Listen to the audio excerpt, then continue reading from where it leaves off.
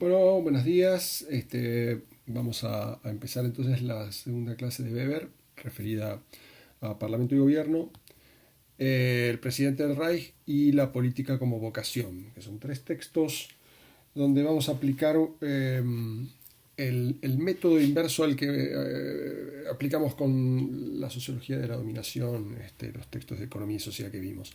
Vamos a ir de lo particular a lo general, digamos, ¿no? Que es el modo en que Weber teoriza a partir de los problemas que él tiene que resolver, que tiene enfrente, que son los problemas de la democratización de Alemania, ¿no?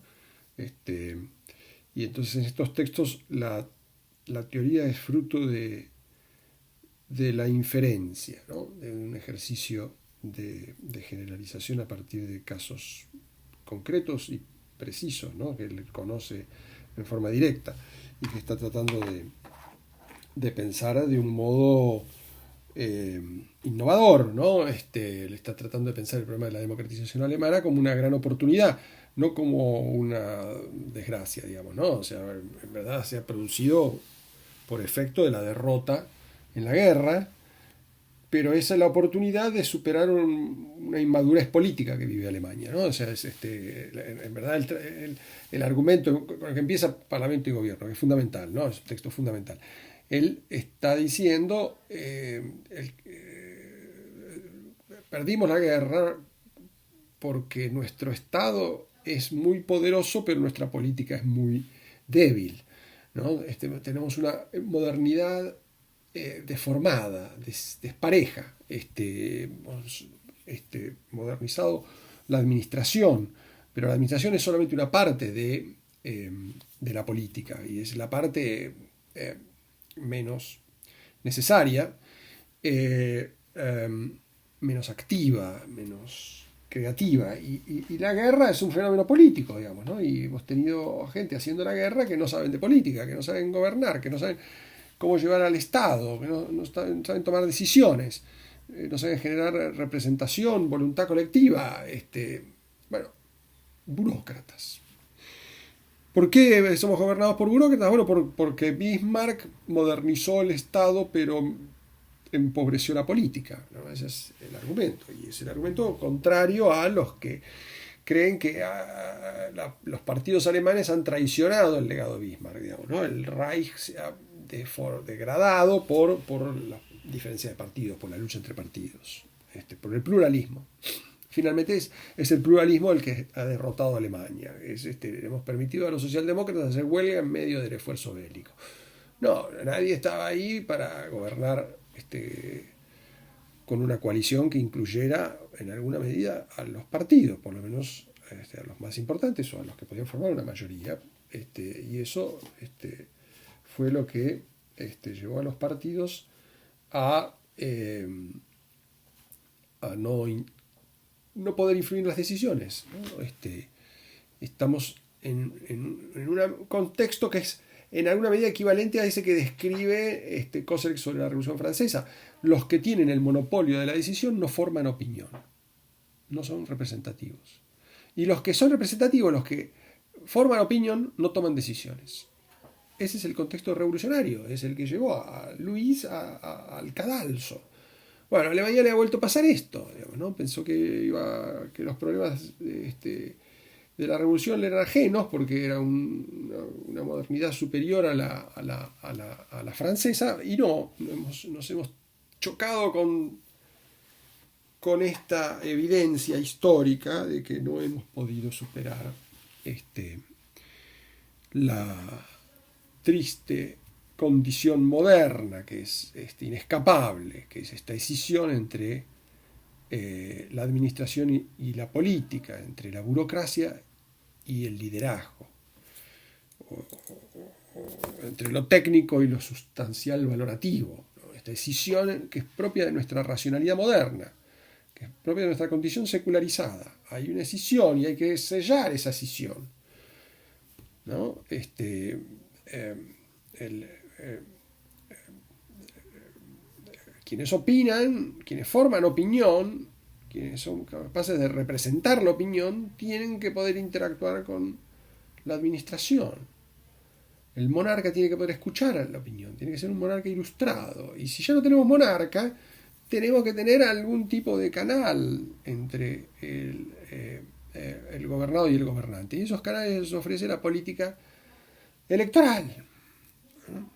¿Qué ha pasado? Bismarck disolvió la autoridad del monarca, lo reemplazó, en verdad, pero no lo sustituyó por una política parlamentaria ni de partidos, ¿no? Debilitó a los partidos, mantuvo separada la representación legislativa de la toma de decisiones, como descabezando a los partidos, a todo dirigente político que parecía potencialmente una amenaza para él, lo convertía en funcionario y le prohibía seguir siendo jefe de partido. Y entonces los jefes de partido se volvieron ajenos a la administración y practicaron una pura política negativa, digamos, de crítica al poder. Y los políticos que tuvieron vocación de gobierno se convirtieron en impolíticos, en funcionarios de Bismarck, ¿no? Dependientes de su legitimidad. Y su legitimidad fue efímera, digamos, ¿no? Porque no generó ninguna posibilidad de sucesión. ¿Quién podía reemplazar a Bismarck? Nadie.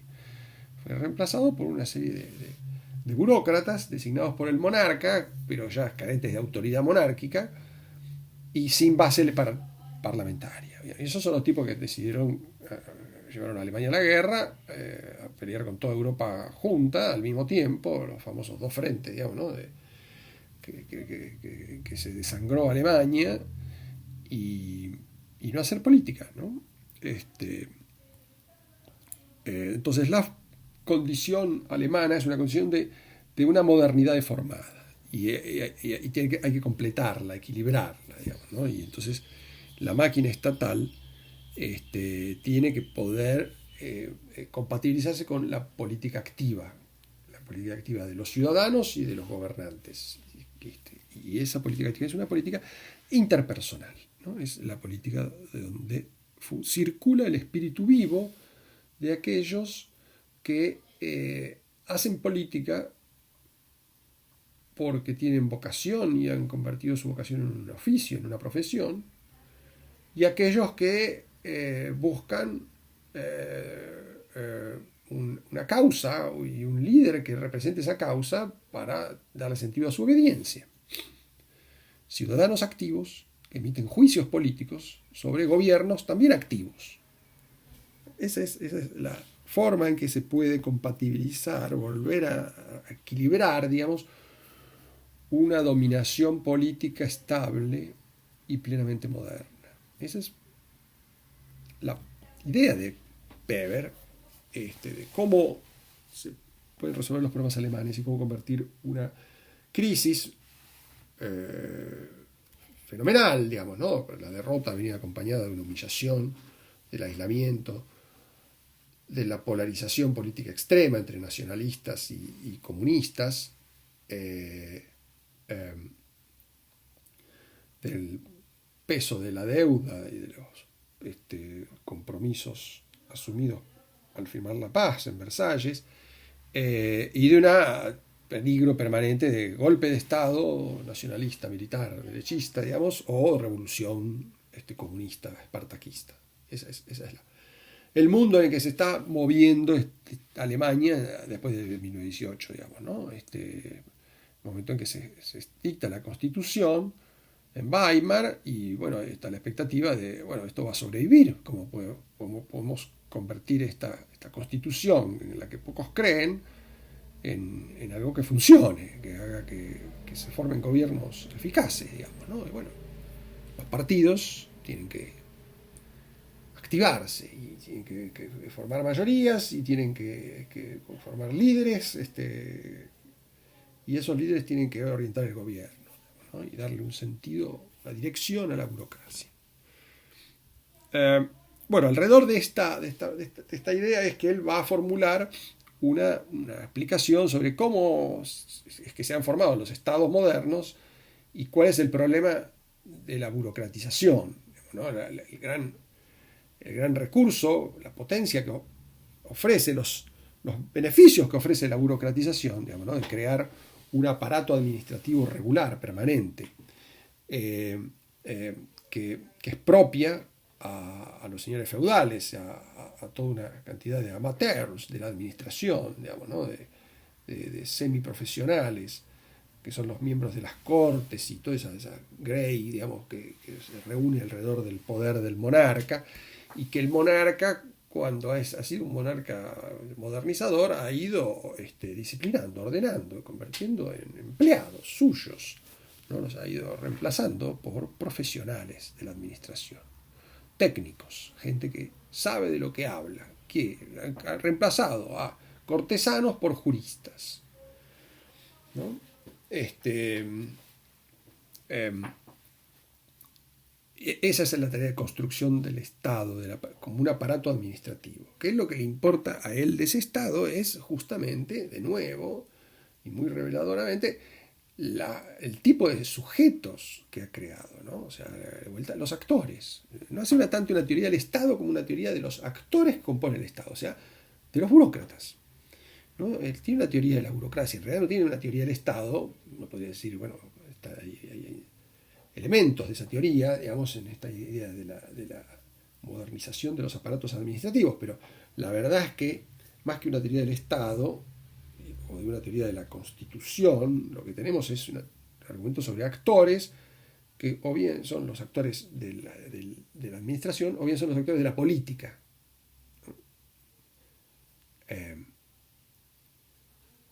No se llega a conformar una teoría de las instituciones. Este es un punto que es importante retener, porque ese es el aporte que va a tratar de hacer Schmitt, ¿no? Schmitt va a tratar de, él dice, ¿no?, completar a Weber haciendo la teoría de las instituciones. Ahí donde hay una teoría sobre actores burócratas, Schmitt va a hacer una teoría sobre el Estado. Ahí donde hay una teoría sobre los actores políticos, va a ser una teoría de la Constitución, ¿no? Bueno, esto lo vamos a ver la clase que viene. Pero Weber, que nos ofrece entonces ese argumento, un argumento sobre cómo se ha ido formando este particular conjunto de personas que actúan, convierten en actos la racionalidad legal, ¿no? Su oficio es hacer eficaz el Estado, la administración pública regular del dominio sobre un territorio, un dominio reglado por leyes. Esa es la tarea del burócrata, ¿no? Es un potente actor moderno, peculiar, ¿no? Porque es un actor que particularmente muy paradójico, ¿no? Que es un actor que se asume como el engranaje de un mecanismo, respecto del cual tiene un aspecto que es de una obediencia completa, total, ¿no? Se asume como un engranaje reemplazable, un portador de las normas que las ejecuta religiosamente, con una convicción exclusiva, que es el respeto del procedimiento establecido en las normas. Ahora, al mismo tiempo, ese actor es un actor que se desinteresa y se desvincula por completo de las consecuencias, de los fines, de cualquier otra consideración que no sea el puro procedimiento. El burócrata, por definición, es completamente irresponsable. Su obediencia es ciega y por lo tanto él no tiene por qué hacerse cargo de cuáles son las consecuencias de aplicar los procedimientos que aplica. Precisamente por eso su comportamiento es plenamente predecible, es decir, se ha vuelto parte de la máquina. La condición para volverse parte de la máquina administrativa es volver completamente irrelevantes sus opiniones respecto de las consecuencias de lo que hace, ¿no? Si un empleado de una burocracia, y esto funciona en todas las máquinas, no solamente en la máquina estatal, sino en la máquina de una empresa, de un partido, cualquier tipo de organización, necesita que el empleado sea fiel a su función en la máquina. Y su función supone aplicar una serie de procedimientos, no tener compromiso con los efectos finales y atenerse a la división del trabajo, no ocuparse de lo que viene antes o de lo que viene después. ¿De dónde vienen estos recursos que yo administro? No sé, pueden venir del saqueo, de impuestos completamente injustos, no importa. Y ¿Cuál es el efecto social de aplicar este procedimiento para distribuirlos de una manera, para repartir jubilaciones? Puede ser que mi opinión sea completamente contraria a esos efectos, pero mi opinión no tiene que influir en nada en los procedimientos que yo aplico, porque si no, soy un mal burócrata. El burócrata tiene que ser completamente descarnado. ¿Descarnado de qué? De toda su opinión, de todo lo que uno podría llamar el juicio, la capacidad de juicio. Suspende su capacidad de juicio. 8 horas por día es un engranaje de la máquina. Y eso es lo que lo vuelve útil y hace que las máquinas funcionen de un modo predecible. Si los burócratas opinaran sobre los efectos de sus actos y se dejaran guiar por esas opiniones, es decir, emitirían juicios que guíen su acción, harían como actores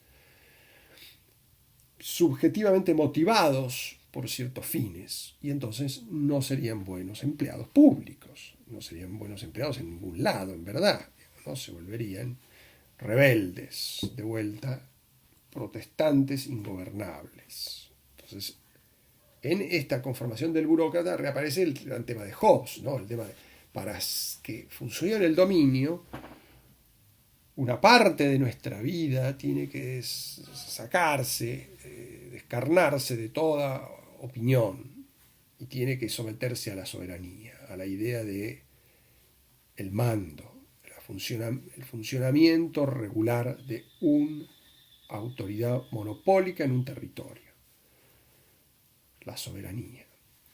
Bueno, eso está presente acá en la forma de este burócrata, ¿no? Es el gran actor de nuestra administración y de nuestra condición moderna, que hace posible que funcionen las máquinas privadas y públicas, y que logran una enorme productividad, ¿no?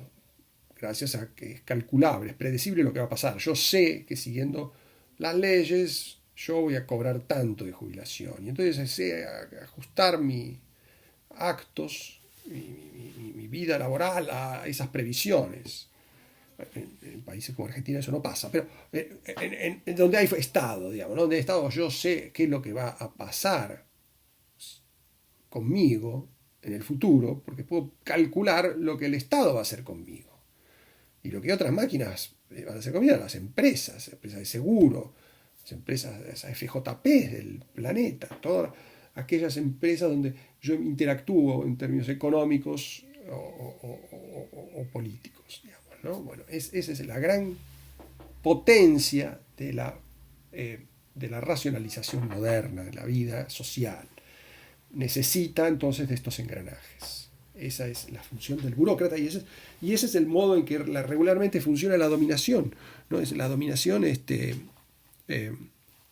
necesita que esto funcione, ¿no? Y mientras más eficaces sean los estados, los países tienden a ser más modernos, más desarrollados, también ellos más predecibles, ¿no? La gente sabe que se va a respetar una serie de procedimientos para, por ejemplo, emitir moneda y regular los intercambios, y los intercambios van a estar regidos por respeto de ciertas pautas contractuales, digamos, ¿no? Los contratos se respetan.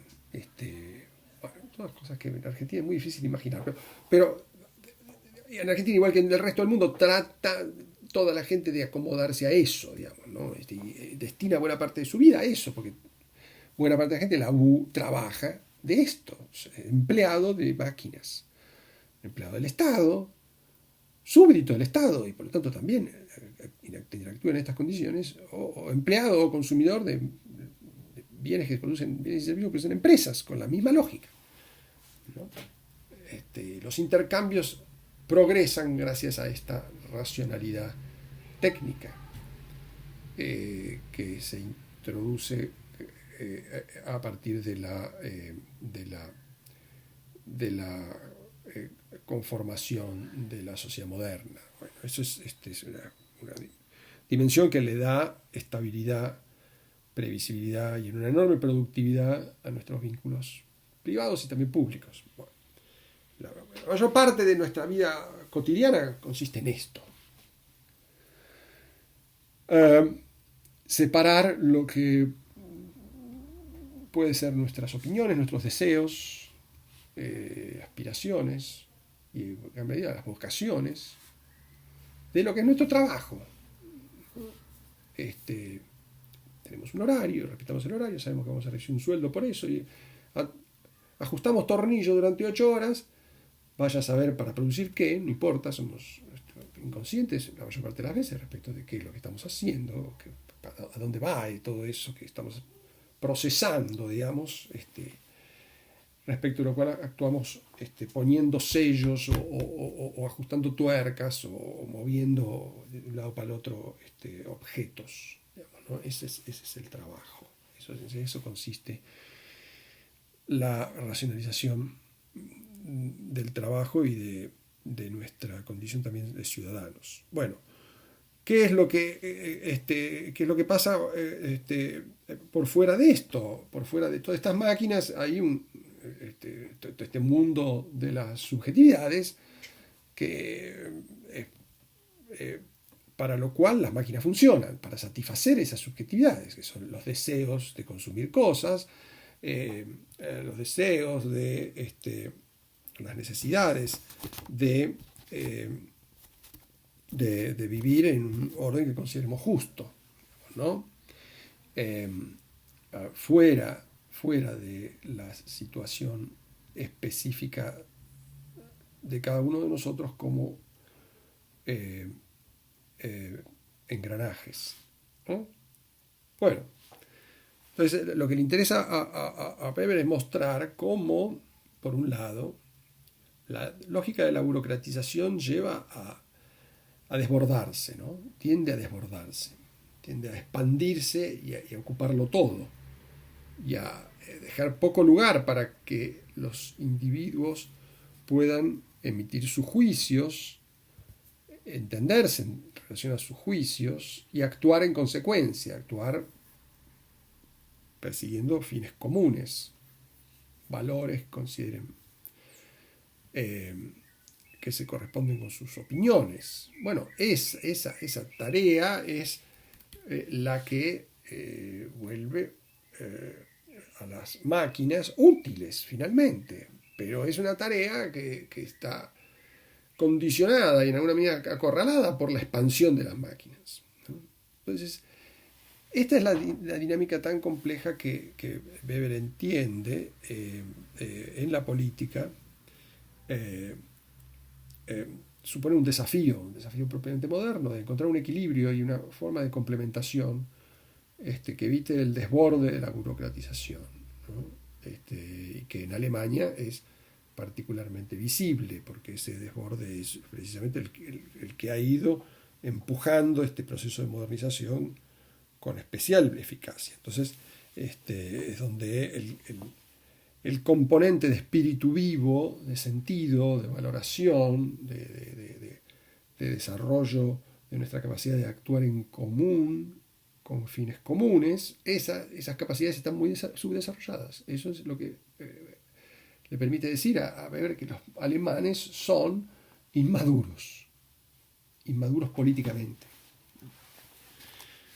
Bueno, ¿por qué? Porque los está comparando con aquellos países en donde esta modernización ha ido más acorde en esos dos planos, se ha complementado mejor la burocracia y la actividad política, y claramente su modelo, el país que él admira es Inglaterra, ¿no? Cosa que para un alemán es difícil de justificar en medio de la posguerra, digamos, ¿no? Después del papel que ha tenido Inglaterra. Entonces ahí es un elemento que él dosifica, porque él habla a veces de Gladstone, de la tradición inglesa, pero habla poco, digamos, ¿no? O sea, se cuida. Es una situación relativamente incómoda que tiene Weber, digamos, ¿no? Respecto de cómo convencer a los alemanes de que tienen que aprender de los ingleses. Bueno, su argumento sobre el Parlamento es precisamente digamos, ¿no? El Parlamento inglés es una gran escuela, digamos, de la que hay que aprender para entender cómo puede funcionar la política moderna de un modo estable y al mismo tiempo creativo, ¿no? Cómo puede generar autoridad política, eso es, que sea creativo, y no generar desorden, como el pluralismo no necesariamente es caótico, ¿Cómo no hay por qué ser francés? Digamos, por decirlo así, se puede ser inglés. Bueno, esa es un poco la idea, ¿no? Entonces, el liderazgo político aparece como un elemento que tiene que orientar, refrenar y complementar a la burocratización, a la administración. La política genera líderes, ¿dónde? Bueno, lo genera en organizaciones, pero que son organizaciones políticas porque pueden producir algo que son bienes peculiares. Produce, ¿qué? Produce autoridad, produce vínculos de mando y obediencia. Hay máquinas administrativas que son peculiares, donde se produce algo que no es puramente administración, sino que es político, que es subjetivo, que son vínculos de creencias coincidentes entre los que mandan y los que obedecen. Esto es muy importante porque estas peculiares instituciones políticas, Weber no las analiza muy en particular, digamos, analiza los actores de esas instituciones. Pero es importante destacar que estas instituciones son distintas a otras instituciones, otras partes de la máquina estatal. No toda la máquina estatal está formada por la misma composición de actores. ¿Esto qué quiere decir? Que el aparato que se ocupa de cobrar impuestos, lo único que va a encontrar va a ser empleados, burócratas, funcionarios, gente que sabe cumplir las leyes, las interpreta y las aplica. Y bueno, si la gente se suicida porque le cobra muchos impuestos porque su empresa quiebra, bueno, es problema de ellos. Digamos, vean los parlamentarios de hacer leyes que no sean tan salvajes, para que no hagan quebrar a las empresas. Digamos, ¿no? Si la gente los odia, no se preocupa porque ellos no tienen ninguna responsabilidad con sus acciones. En general, en todos lados la gente odia a los cobradores de impuestos. Digamos. Pero bueno, son empleados bastante valorados, digamos, por su función, porque sostienen la existencia del Estado. Sin la gente que cobra impuestos, el Estado no existe, digamos, ¿no? Entonces, ahí tenemos burócratas, y solamente burócratas. Ahora, hay otras instituciones de Estado donde hay políticos, hay otras cosas, además de burócratas, hay gente que hace otras cosas.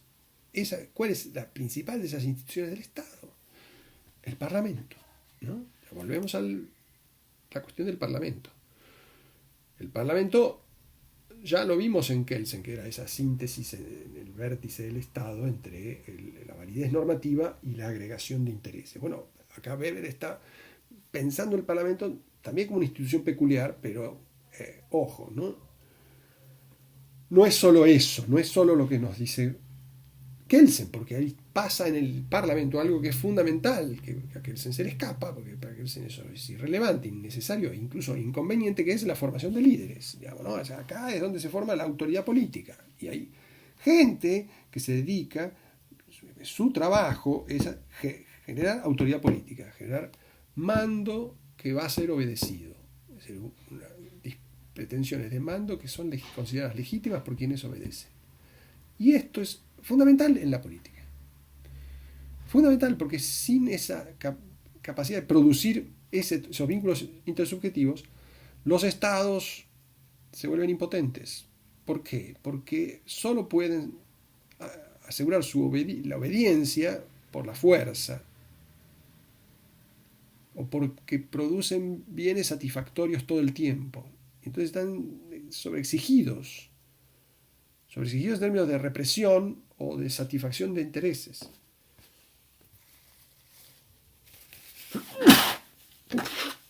Perdón. El Estado, que es solamente un procesador de intereses particulares, los administra de acuerdo con leyes que imponen legislativamente por su capacidad legisladora. Bueno, o la impone por la fuerza o la impone porque les conviene a la gente, ¿no? Que la gente calcula que le conviene obedecer. Pero las dos condiciones son difíciles de conseguir. Muchas veces los estados tienen que hacer cosas que a la gente no le conviene. tiene que convencerla de que lo hagan, aunque él no pueda obligarlo, que no puede estar obligando a todo el mundo todo el tiempo, ¿no? O sea, Weber dice esa frase, decir, un orden político que solo se asienta en la violencia es un orden precario, no va a durar. Tiene que poder generar legitimidad, que es la creencia en que las pretensiones de mando son justas. No solamente me convienen, ni estoy obligado por la fuerza, sino que me gustan, son una buena forma de eso, me llevan a vivir una vida que vale la pena, que está de acuerdo con mis valores, con mi identidad de ciudadano, con mi condición de alemán que quiere el bien de Alemania. Bueno, todo esto hay que producirlo, hay que generarlo. Estas son los aspectos creativos de la política y que son más necesarios que nunca en una sociedad agitada por demandas siempre en expansión, o sea que son siempre imposibles de satisfacer. Los individuos modernos son insatisfacibles por definición, digamos, ¿no? No es que tienen una condición estable de vida y se conforman con eso, ¿no? Por algo son individuos productivos y también en eso son difíciles de gobernar, digamos. Y además individuos que no tienen por fácil ponerse de acuerdo sobre fines, ¿no? ¿Qué quiere decir ser buenos alemanes? ¿Qué quiere decir un orden justo? ¿Qué quiere decir que vamos a tener una cantidad de satisfacciones valorativas en términos de la libertad, la igualdad y los valores que se nos ocurran, ¿no? Todo eso es una materia de discusión, todo eso está sometido a discusión. ¿Por qué? Porque estamos en una época de pluralismo de valores y eso es insuperable, ¿no? Entonces, estas son las condiciones en las cuales esas instituciones, en particular el Parlamento, tienen que formar gobierno, ¿no? Entonces, tienen que formar mayorías que valoren el curso que le da al mando quienes ejercen el mando, las razones que ellos dan para mandar en determinada dirección, para darle cierto contenido peculiar a las leyes, para aplicar un cierto programa, política, del rubro que sea. Bueno, este Parlamento cuenta además con otras instituciones, ¿no? Principalmente los partidos. Los parlamentos están formados por representantes de los partidos. Y en los partidos pues, sucede exactamente lo mismo. Son instituciones peculiares, donde hay maquinaria y hay también líderes, ¿no? Y los líderes tienen que ser suficientemente capaces como tales, o sea, tienen que ser campeones electorales para que la máquina pueda satisfacer su función básica, que es acumular cargos, ¿no? Acumular recursos y ocupar el gobierno, ¿no? Entonces, a Weber le interesan especialmente estas instituciones. No teoriza especialmente sobre ellas, después vamos a ver de vuelta esto. En esto aparecen los argumentos de Schmitt, ¿no? Como una teoría específica de las instituciones en sí. Pero le interesa argumentar en términos de los actores que conforman estas instituciones. Estos son los políticos y su tensión con los burócratas, ¿no? Y los políticos que dirigen los partidos y que compiten por ocupar el Parlamento, formar mayorías en el Parlamento y desde ahí controlar los gobiernos, ¿no? Esa es la forma en que se corona este sistema institucional y que este sistema institucional puede funcionar de un modo creativo y estable. De vuelta, ¿no? Tiene que haber esas dos condiciones. Bueno, cuando Weber analiza esto, lo hace en Parlamento y Gobierno y después lo desarrolla más en la política como vocación, hace toda una historia, ¿no? De cómo se han formado los estados, se ha ido monopolizando los medios de administración y ha surgido una nueva figura, digamos, de jefes políticos, que son los jefes que pueden ocupar el vértice de estos aparatos estatales compitiendo por votos, ¿no? Como jefes de partido, los campeones electorales, los demagogos, ¿no? Hay unos trabajos de ustedes donde está esta cuestión discutida, el demagogo como algo malo, es un prejuicio. En Weber el demagogo es un caudillo exitoso, digamos, ¿no? No es solamente demagogo, el caudillo exitoso tiene que también hacer otras cosas, pero es, ante todo, su condición básica es que sea un campeón electoral, ¿no? Tiene que convencer a la masa. Si no convence a la masa, un político no existe. Puede ser todo lo noble que se quiera, perseguir causas espectaculares, digamos, pero tiene que convencer a la gente. La política entonces se construye en la arena electoral. Es ahí donde se construyen los vínculos de mando y obediencia. La arena electoral ocupa entonces el centro de la escena, ¿no? O sea, es el lugar donde se construyen estas relaciones intersubjetivas entre quienes dedican su vida a reunir voluntades y los ciudadanos que emiten juicios sobre los políticos. Ahí se encuentra. El político entonces aparece como un empresario ¿qué tipo de bienes administra este empresario y qué tipo de cosas produce? Administra voluntades humanas y produce mayorías electorales, ¿no? Eso es básicamente lo que hace este tipo peculiar de empresarios, que tiene una vocación, que es la vocación de conducir a otros, de mandar. Y ha convertido esa vocación en un trabajo, en un oficio, es decir, en una profesión. Vive haciendo esto. Y desde que la sociedad se ha democratizado y ya no hay un límite para que participen de la política en forma activa solamente los propietarios, todos los que participan de esto en alguna medida viven de esto, ¿no? Esa es la razón por la cual, para Weber, que los políticos se vuelvan profesionales no es ningún obstáculo para que sean políticos vocacionales, justamente, al contrario, es la condición para que puedan desarrollar su vocación todos aquellos que tengan esa vocación, ¿no? Ahora hay una diferencia entre ese tipo de políticos y el político que solamente vive de la política, que es solamente un empleado del jefe. Es interesante esto porque el político que vive de la política no es que no tenga aspiraciones políticas, no es que no tenga valores, no es que tiene preferencias por un partido frente a otros, no es que sea un burócrata, no es que un político que vive de la política sea un empleado y por lo tanto sea homologable a cualquier burócrata. Un burócrata es alguien intercambiable, digamos, ¿no? Entonces puede trabajar en un Estado como en una empresa y también en un partido como en otro. Hay personas así, pero digamos, no todos los políticos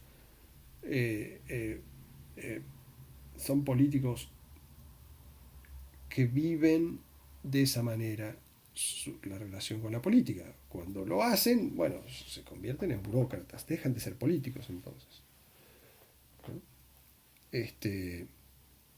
Se vuelven simplemente empleados. El político está en una zona difícil de definir entonces, ¿no? Porque la mayor parte de los políticos viven trabajando para otros, los jefes son muy pocos. Pero la política como vocación es algo que los caracteriza, o sea, tienen que tener vocación de mando.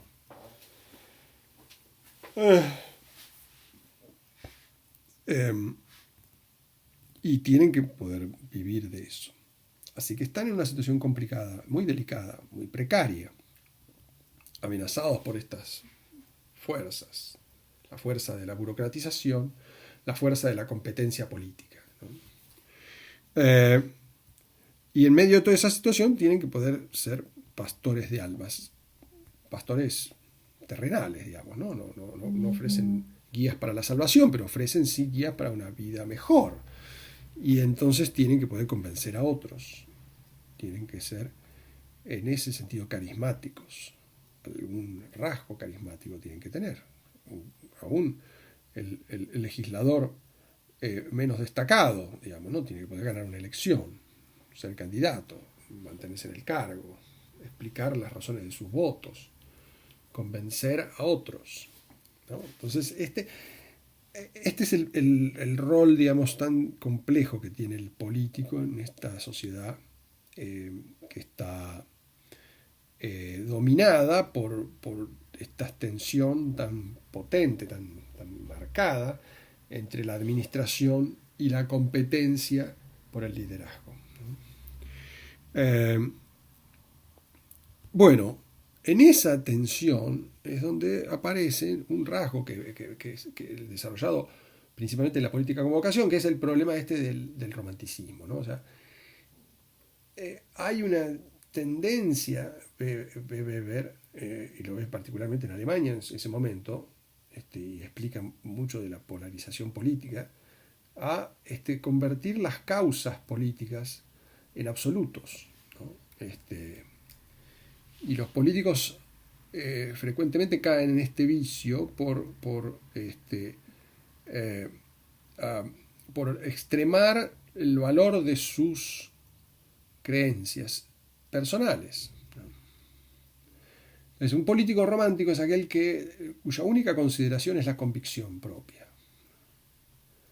Y es peculiar que ese político prolifere en nuestra época, ¿no? Es peculiar porque son formas del fanatismo cívico, por decir así, un fanatismo que ya no tiene muchas veces raíz religiosa, a veces también la tiene una raíz básicamente política, propiamente política, que es la exaltación de una convicción como única guía para actuar. Lo que significa que una vez que se adopta esa convicción, el político no tiene que hacer más nada, es portador de esa convicción y se vuelve un autómata, ¿no? El revolucionario, para Weber, es un personaje curioso porque exalta la política al extremo, donde en realidad no termina no haciéndola. O sea, lo que hace es la exaltación de la causa, ¿no? Y del sacrificio por la causa, de la nobleza de la causa y la vileza de todo lo demás, digamos, la vileza del mundo, que no permite que esa causa se realice. Esta visión tan romántica es una visión extrema de la politización que peculiarmente reproduce la precariedad del actor político, ¿no? Es un actor que actúa una sola vez. ¿Cuándo? Cuando adopta la causa. Una vez que adopta la causa, todo lo demás se vuelve autómata, ¿no? Es una persona que no es responsable de nada, porque siempre le puede atribuir la responsabilidad de que las cosas salgan mal al mundo, que no se amolda a la virtud del cual es el portador, ¿no? Y termina siendo en verdad un prisionero de esa virtud. Bueno, esta cuestión del romanticismo es muy interesante, como él la trabaja y cómo la contrapone con el modo en que él cree que tiene que funcionar la política de líderes eficaces, ¿no? La política de un líder eficaz no puede ser romántica. Tiene que ser, sí, una política motivada en una causa, pero tiene que tener por lo menos otros dos elementos junto con la causa, que son la ética de la responsabilidad, es decir, un cálculo razonable de las consecuencias que se van a seguir de mis actos, que evita que yo atribuya, me desprenda de la responsabilidad, digamos, haga como lo mismo que el burócrata, me desentiendo de lo que suceda, digamos, ¿no? Tiene que haber responsabilidad por las consecuencias. El político no puede desprenderse de esa responsabilidad. Un político razonable, digamos, ¿no? Y tiene que tener la prudencia para poder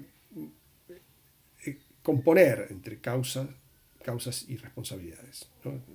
Entre ética de la convicción y ética de la responsabilidad tiene que haber una composición prudente. Ese es muy interesante el modo en que él entonces trata de volver un poco más preciso el rol del político democrático por ese lado, ¿no? Y el otro componente que aparece, digamos, aquí en la política de vocación y que después se desarrolla más en el presidente del Reich es el problema del pluralismo, ¿no? O sea, el pluralismo puede funcionar componiendo mayorías cuando no hay polarización centrípeta, en el sentido de que la polarización no alimenta los extremos. ¿no? Cuando una sociedad está polarizada en esos términos, no hay competencia hacia el centro, sino bloques que se traban unos al otro. Entonces no hay forma de componer una mayoría, menos una mayoría estable. Y eso es lo que está pasando en Alemania, y eso es lo que él advierte en esas páginas del final de la política de convocación, y aparece también en el presidente del Reich. Es lo que está pasando con el Parlamento alemán, ¿no? El Parlamento de Weimar no está dando las fórmulas de compromiso que necesita. Él escribe, es una conferencia, la política de convocación es una conferencia dada a jóvenes que son básicamente o nacionalistas o comunistas, digamos, ¿no? Espartaquistas. Estamos en medio, además de las revueltas espartaquistas, ha habido ya varios push, o sea, intentos de golpe de sectores militares. Los socialdemócratas que ocupan la presidencia con Ebert, Friedrich Ebert es el primer presidente de Weimar, electo en el Parlamento, después va a ser electo de forma directa. ¿Por qué? Porque él necesita una legitimidad que no tiene, que en el Parlamento no está alcanzando, porque los partidos de centro que están aliados a los socialdemócratas son minorías, ¿no? Y los nacionalistas y los comunistas son fuerzas que se bloquean la formación de una mayoría más estable, digamos, ¿no? Ese es el momento en el cual entonces él dice, el Parlamento no está funcionando como debiera, como formador de líderes y de líderes responsables. Y entonces hace falta darle una legitimidad mayor, un rol mayor al presidente del Reich, que en la Constitución tiene un rol solamente para los momentos de crisis, ¿no? Un rol de unidad política, y esto lo vamos a ver de vuelta también, es otro tema que vamos a ver de vuelta en Schmitt, unidad política en los momentos de emergencia, ¿no? Garantizar la unidad y el respeto de la Constitución en los momentos de crisis. Y esa tarea, entonces, él cree que tiene que ser más activa, ¿no? Y bueno, en alguna medida es lo que va a pasar, porque cuando se hace una elección directa del presidente y es confirmado Ebert, la situación tiende a estabilizarse. Después de que los socialdemócratas liquidan a los espartaquistas, ¿no? Son Ebert y su partido, su gobierno, el que reprime la revuelta, y los espartaquistas nunca se lo van a perdonar, ¿no? Es la traición de Ebert. Es un momento muy dramático, ¿no? de la historia alemana. Pero que bueno, que va a permitir, con todos los inconvenientes del caso, digamos, ¿no? Y la ilegalidad del caso, digamos, Rosa Luxemburgo, ¿cómo se llamaba el otro? El jefe de los espartaquistas, pero bueno, son literalmente asesinados, digamos, ¿no? Por la policía en Berlín, digamos, ¿no? Va a dar, toda esta situación va a desactivarse, digamos, ¿no? Y la República va a tener 10 años de relativa paz, hasta que reaparece la crisis, ¿no? Después del derrumbe de Wall Street y el estallido de la crisis inflacionaria en los años 30, ¿no? O sea, bueno, pero Weber entonces hace una apuesta por el Parlamento, pero más condicionada a las funciones de un Parlamento en una democracia de masas, ¿no? Una democracia de partidos, y que tiene que formar coaliciones de partidos. Y si no logra formar esas coaliciones, entonces tiene que recurrirse a otro tipo de juego institucional, donde el presidente tiene que tener un papel mucho más activo. Este es un poco el resumen, digamos, de lo que está ahí en El presidente del Reich, que es un texto de los últimos tiempos de vida de Weber, ¿no? Los últimos textos que escribe. Bueno, esto es un poco la idea de lo que ustedes tienen para leer. Vamos a ver un poco sus preguntas ahora después en el Zoom. Y sigan trabajando así como vienen. Los informes de lectura van muy bien. Nosotros estamos enviando, cierta demora tal vez en algunos casos, los comentarios sobre los trabajos que ustedes hacen, y son muy útiles para ordenar las clases. Así que, bueno, sigamos así. Bueno, les mandamos un saludo a todos, y nos vemos en un rato. Hasta luego. Muchas gracias.